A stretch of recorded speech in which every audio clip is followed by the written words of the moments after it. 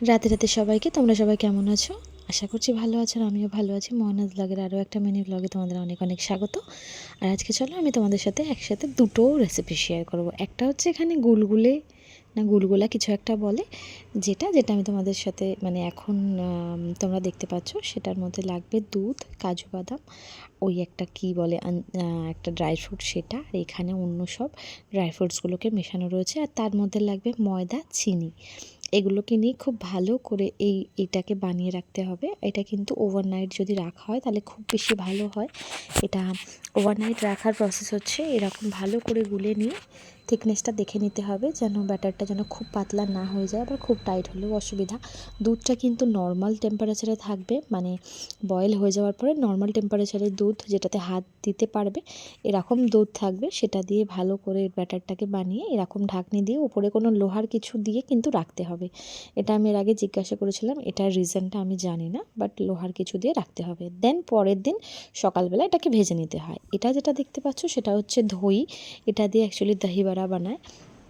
তো এটাকে তোমার এটাতেও খানিকটুকু সময় লাগে। যদি সকালে করো বলে মনে হয় তাহলে রাতের বেলা এটাকে ভিজিয়ে রাখতে হবে। সকালবেলা এটা জলটাকে ঝরিয়ে নিয়ে দেন এটাকে ব্যাটারটাকে বানাতে হবে। এখানে দেখো আমি যেই এই পোয়া যেই গুলগুলা যেটা বানিয়েছিলাম সেটা, আর ওই ব্যাটারটাকে পুরো রেডি ছিল। দেন ওটার ভেতরে অ্যাড করা হয়েছিল শুধুমাত্র ইলাইচি পাউডার অ্যাড করে বেশ ভালো করে ব্যাটারটাকে আরও একবার মাখিয়ে নিয়ে দেন বেশ ছাকা তেলে এগুলোকে এরকম করে ভাজতে হবে। লাল লাল হয়ে গেলে দেন এটাকে তুলে নিতে হবে। এর মধ্যে কিন্তু আর অন্য কোনো কিছু পড়ে না। অনেকে চাইলে সহ বা মৌরিও দিতে পারে। এটা হচ্ছে গিয়ে পোয়ার রেসিপি।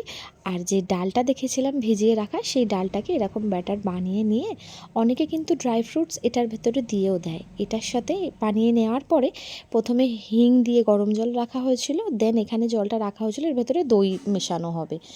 আমি দেখো এখানে বানিয়ে এখানে কড়াইতে দিয়েছি, বেশ রসগোল্লার মতন হয়েছিল। একটু দুটো জায়গাতে আমি ছ্যাঁকাচোকাও খেয়েছিলাম বানাতে গিয়ে, যদিও কিন্তু সবাইকার যখন আমি রিভিউ জানলাম তখন শুনলাম নাকি খুব ভালো হয়েছে। অ্যাকচুয়ালি আমি দহি বড়া খাই না, ওই জন্য আমি বলতে পারবো না এটার টেস্ট আদেও কেমন হয়। অন্য সবাইকার অনুযায়ী এটা ভালো ছিল। আর এইসব করতে করতে আমার হাতটা বেশ ভালো সোয়েলিং চলে এসেছিলো, ওটাই আমি দেখাচ্ছিলাম। আর দহি বড়ার আমরা মেশাই না, দহি বড়ার ভেতরে আমরা কাজু হোক কিশমিশ হোক এগুলো দিয়ে ভেতরে দিই, মানে স্টাফিং হিসেবে ভেতরে দিয়ে এরকম গোল গোল করি।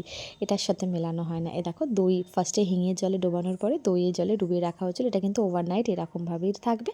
আর তারপরের দিন সকালবেলা এটাকে আবার পুরো গার্নিশিং করে দেন সার্ভ করা হবে। এরকম আমি তো এর আগে এরকম পুরোটা হাতে করিনি, মানে করেছিলাম খানিক খানিক, যেটা বলে দেওয়া হয়েছে। বাট এবার পুরোই দায়িত্বটা আমার ওপরেই ছিল। কেমন হয়েছে জানিও, আর ট্রাই করলেও আমাকে কমেন্ট করো। রাধে রাধে।